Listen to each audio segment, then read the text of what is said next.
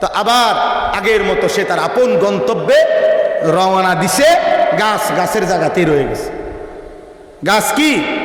ইন্নামা মাথালি ওয়া মাথালুদ দুনিয়া কারাকিবিন ইস্তাযাল্লা তাহতা শাজারাতিন সুম্মা রাহা ওয়া তারাকাহা। আল্লাহ নবী বলেন, একটা ছায়াদার গাছের নিচে যেন 63 বছর আমি একটু বসছিলাম, এরপরে 63 বছরের একটু ছায়া নিয়ে আবার আপন গন্তব্য কবর, আপন গন্তব্য আখিরাত, আপন গন্তব্য হাসর, আপন গন্তব্য জান্নাত, সেখানেই রওনা দিলাম। মুমিনের দুনিয়া কিছুই না, মুমিনের দুনিয়া কিছুই না। আর দুনিয়া মালউনা, নবী সাল্লাল্লাহু আলাইহি সাল্লাম বলেছে দুনিয়া অভিশপ্ত। ওয়া মালউনুন মা ফিহা, দুনিয়ার সব অভিশপ্ত 4টি জিনিস ব্যতীত। কয়টি জিনিস? 1, জিক্রুল্লাহ, আল্লাহর জিকির দুনিয়াতে অভিশপ্ত নয়।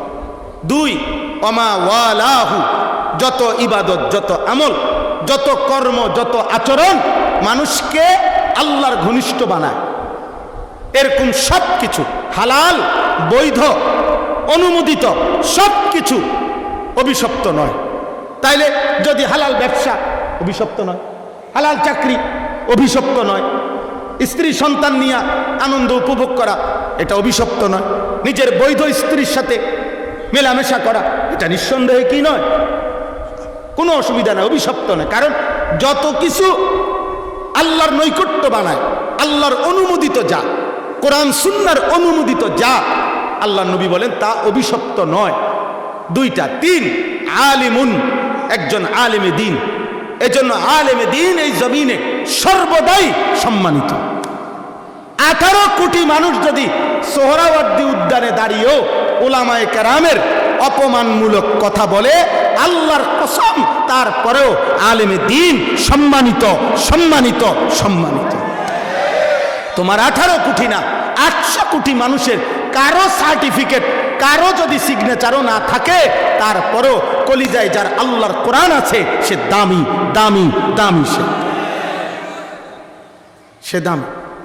আপনি যদি বলেন এটা গাছ জোরের কথা, না এটা গাছ জোরের কথা, নবী সাল্লাল্লাহু আলাইহি সাল্লামের কথা। আপনি বুঝে না দিলে বাদ দেন, অসুবিধা কি? আপনার ভাত আপনি খান, আমার ভাত আমি খাই, পাইলে ভাত খাইলাম, না খাইলে না খাইলাম, অসুবিধা কি? ভাতের লগে তো ইজ্জত না, বিল্ডিং এর সাথে ইজ্জত না। একটি সুন্দর ভবন, একটি বড় বিল্ডিং, এটা সম্মান নাকি? আমি নিজে এইবার কোরবানির ঈদের আগে এক ভদ্রলোকের বাসায় গেছি। আঙ্কেলের বাসায় গিয়ে দেখছি আঙ্কেল নিচতলায় থাকে, তো দোতলায় উনি আমারে দেখাইছে। তো এক সাইডে একটা রুম একটু আন্দার আন্দার, আলো কম। তা আমি বললাম আঙ্কেল এখানে কি? দোতলায়। উনি বলতেছেন হুজুর এখানে আমি কয়টা ছাগল পালি। ছাগল পালে আর কি?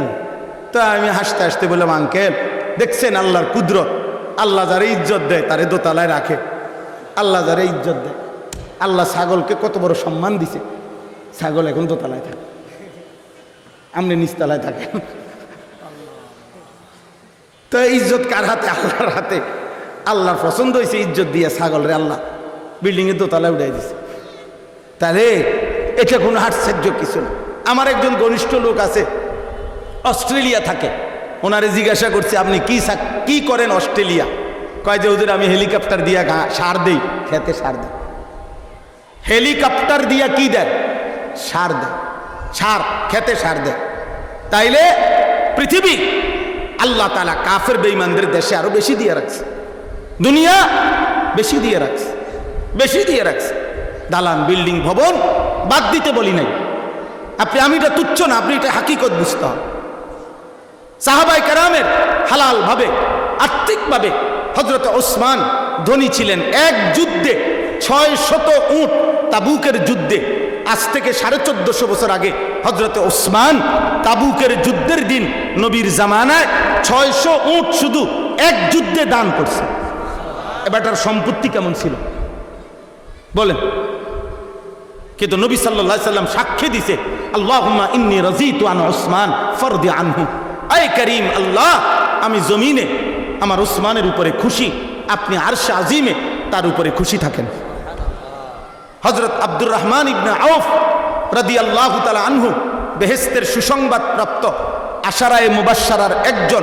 তিনি মদিনার বাজারে এক দাঁড়াইয়া মানে এক দাঁড়ানোর মধ্যে থাইকা 100 উট মাল বুঝাই আল্লাহর রাস্তায় সাদাকা করছে।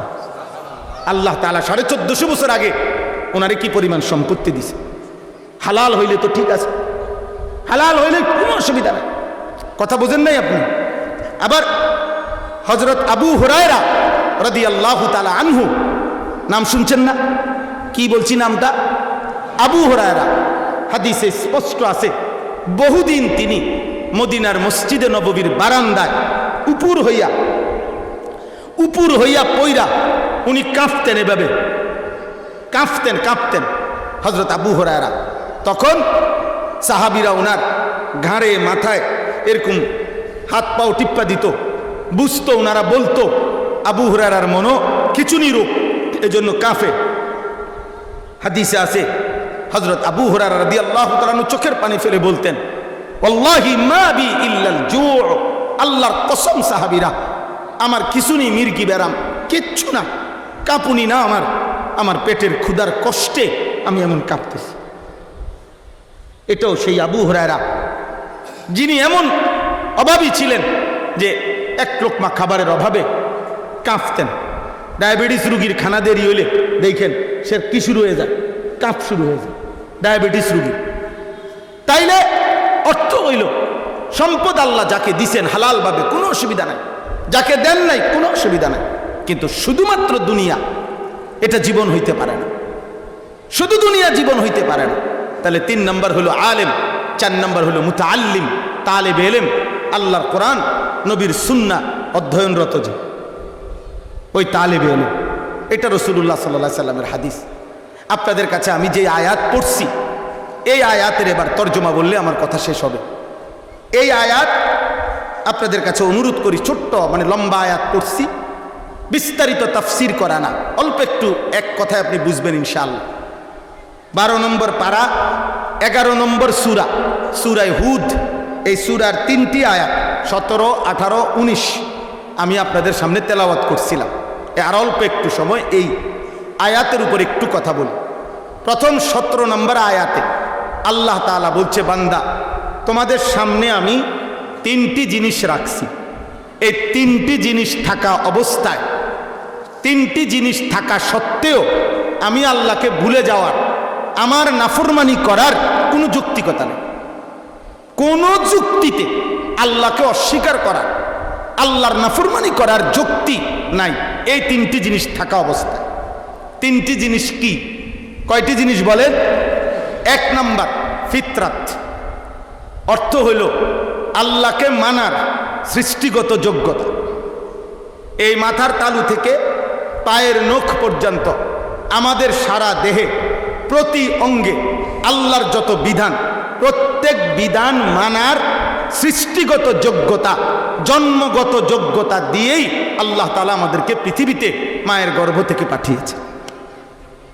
এমন একটি আমল এই শরীর, স্বাস্থ্য, সম্পদ, পরিবেশ, পরিস্থিতি কোন অবস্থাতে আল্লাহর কোরআন এবং সুন্নাহর এমন একটা বিধান, একটা ছোট্ট বিধান, খোদার কসম এমন নাই যে এটা পরিবেশের সাথে মানানসই না, স্বাস্থ্যের সাথে মানানসই না, টাকার সাথে মানানসই না, এমন পরিস্থিতির সাথে মানানসই নয়, এমন একটি বিধান পৃথিবীর কোনো বেঈমান, কোনো মুশরিক, কোনো মুরতাদ, কোনো নাস্তিক বেঈমানও 1 সেকেন্ডের জন্য প্রমাণ করতে পারবে না।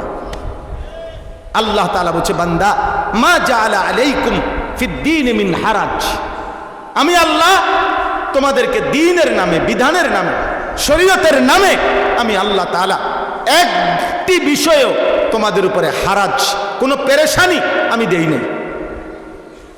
নাই। আমার খুলনার হযরত, যেখানে আমি আসছি আজকে বছরের পর বছর, আজকে 7-8 বছর ধরে প্রত্যেক বছর 2-3 বার যার সোহবতে, সান্নিধ্যে আমি এবং আমাদের কুমিল্লার আমার শায়েখ আরিফ বিল্লাহ হাকিমুন নফস আল্লামা মুফতি মুশতাকুন নবী কাসেমি হযরত সহ অনেক উলামায়ে কেরাম আমরা যার কাছে আসি, আমাদের খুলনার হযরত আরিফ বিল্লাহ হযরত মাওলানা মুফতি নুরুল আমিন সাহেব দামাত বারাকাতুহুমুল আলিয়া, হযরতের এখানে উলামায়ে কেরামের ইজতিমা চলতেছে 3 দিন ব্যাপী। আমি ওইখান থেকে আসছি এখানে এখন। তো হযরত এটা খুব বুঝাইয়া দেয়, খুব বলে যে মানুষের শরীরে নাকের নরম জায়গা পর্যন্ত অজু গোসলের মধ্যে পানি পৌঁছাইতে হয়।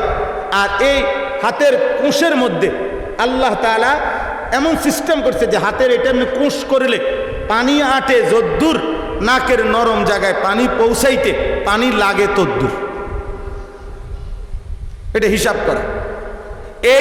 এই মাথা এখান থেকে এখানে মাসে করতে পুরা মাথা যেতটুকু, এই দুই হাতের ভিতরের আয়তনও এতটুকু।